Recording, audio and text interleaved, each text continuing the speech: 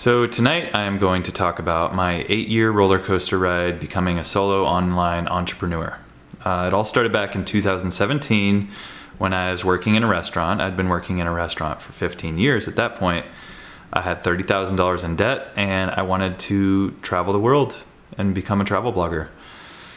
So long story short, I paid off the 30 grand in debt, saved up another 30 grand on top of that, and hit the road to become a travel blogger. I got in my camper van with my girlfriend. We rode around the US, went to Mexico, Central America.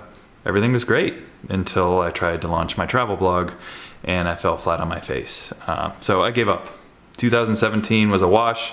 I gave up on my dream. Let's fast forward. 2018 rolls around. I'm hiking and backpacking all over the US and South America. And I had some really great experiences. Took lots of great pictures, had lots of great stories.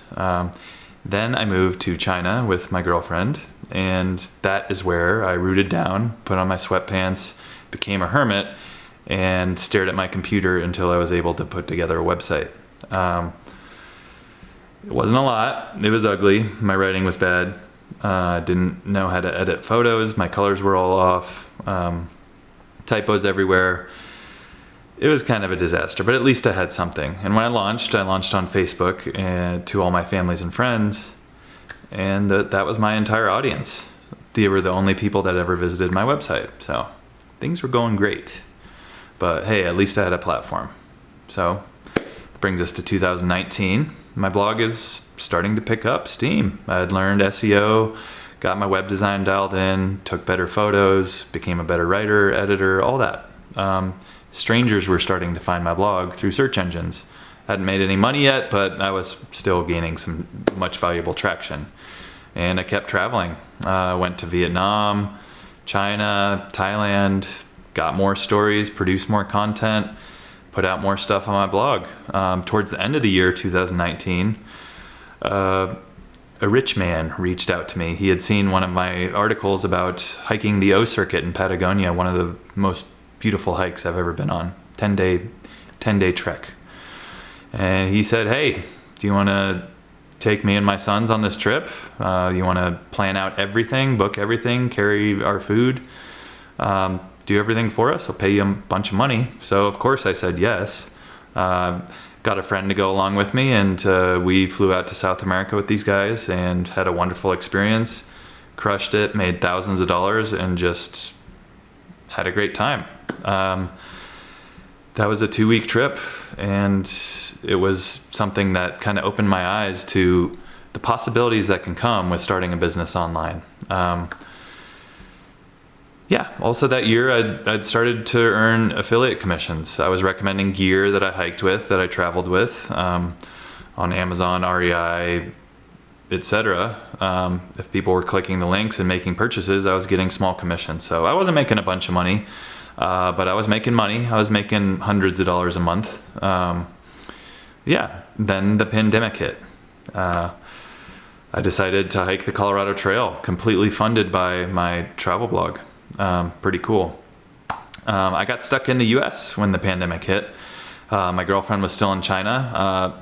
Although it sucked, the pandemic was actually a good thing for my business because I just isolated myself and sat in front of a computer and kept learning, kept pumping out content, and I started hitting $1,000 a month, $1,500 a month.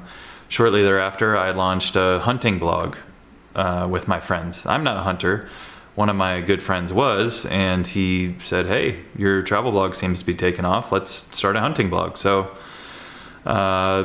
the three of us launched this thing, and by the time we launched this thing, I had a good grasp on SEO and affiliate marketing. So this thing took off a lot faster than mine did.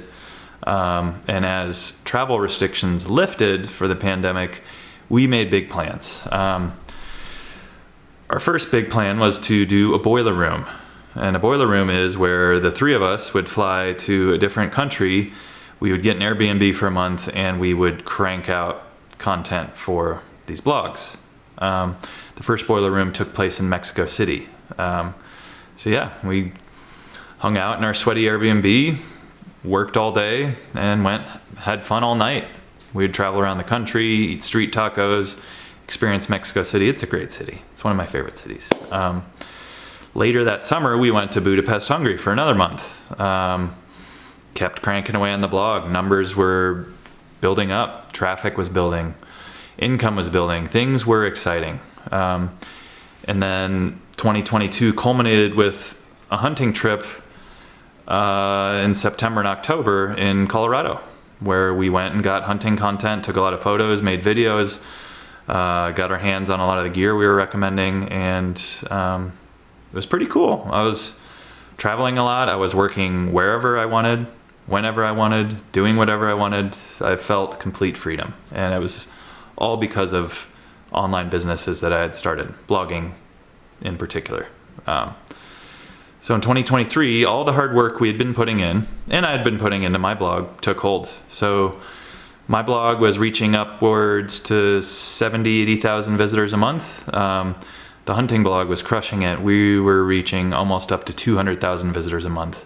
Money started pouring in. My blog was making between $6,000 and $7,000 a month. The hunting blog was making between $30,000 and $40,000 a month, split 3 ways. So that was really exciting. Needless to say, I was making a very comfortable full-time living, and the trajectory of both these businesses was pointed straight up. We went on another boiler room later in that year to Da Nang, Vietnam. Started cranking away content, and then some strange, funny things started happening. All of the blog traffic we had worked so hard for on the hunting blog and on my blog started to disappear very quickly. See, a very popular search engine that many, many, many people use changed their algorithm, unfairly, I may add, to crush small publishers. That's putting it nicely. Our traffic tanked, and with it did our income, and it was a hard time for us and for a lot of small publishers.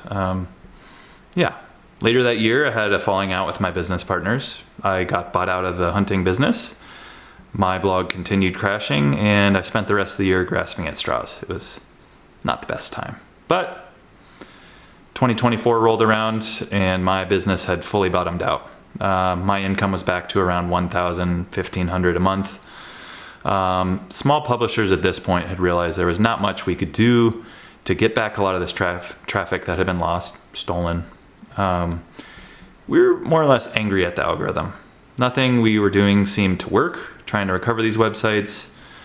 Yeah, my income had dwindled big time. Oh, and then my wife got pregnant, unexpectedly. So yeah, at that point, I put my businesses on the back burner, and I buckled down and I got a freelance job. A really great freelance job that I actually still do now, today. It's been paying the bills. I'm so grateful for it, but I haven't been able to put much time into my business, my travel blog, since the algorithm mercilessly, is that a word? Crashed everything. So yeah, I put my business on the back burner for much of 2024, got my footing as a freelancer, and now 2025 rolls around. Now what? We're midway through 2025 as I film this video. My site has started to make a small recovery due to another recent algorithm change. But I've been plugging away doing freelancing for about 90% of my work hours. The other 10% I can dedicate towards trying to recover my business and start new businesses in the background. But you know what? 2020, 2021, 22, 23, I got a taste of true freedom, what it feels like to have successful online business that grows and grows and grows, and the income piles on itself, and where you can travel where you want, you can live where you want, you can eat what you want, you can do whatever you want. I got a taste of that, and I'm never going to be able to get that taste out of my mouth. So even though I'm freelancing right now, I have not given up on the dream. I'm not stopping until I become a successful online entrepreneur and I work for myself, and it is that way for the rest of my life. Because once you get a taste of it yourself, you will understand that there's no better way to go. I do have a couple projects working right now on the back burner. Not able to dedicate much time to them, but hey, sometimes you gotta film at 11 p.m. while the baby's asleep and your wife's at work. That's what I'm doing right now. You gotta find time to do this stuff. Like I said, I'm never going to stop until I figure this online entrepreneurship thing out. As far as my other business ideas and lessons that I've learned from this whole roller coaster ride, I'm going to save those for some other videos. Right now, I just wanted to kind of catch whoever is watching this video up on the last 8 years of my online entrepreneur journey, and just tell you that I ain't giving up. Not fucking happening. So whoever's watching this, thank you for tuning in. Stay tuned for another video on the horizon, and I will see you soon.